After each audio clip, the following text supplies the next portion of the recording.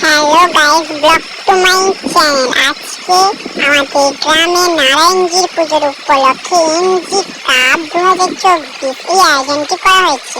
এই আয়োজনে আমাদের বিশিষ্ট বলরাম বাবু উদ্বোধনী সঙ্গী আরম্ভ করছেন এবং ভাগ্যধর বাবু বল ছুটছেন।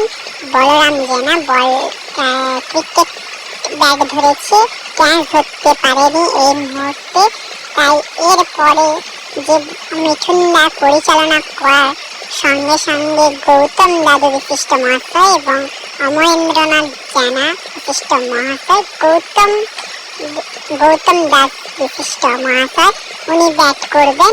অপরদিকে অমর জানা বিশিষ্ট মহাশয় তিনি বল করবেন। এতে কি হয় ব্যাপার দেখুন। এবার দেখুন বলটা করছে আমাদের অমর জানা বাবু। অমর জানা বাবুকে বলটা তুলে দিলেন মিঠুন বাবু।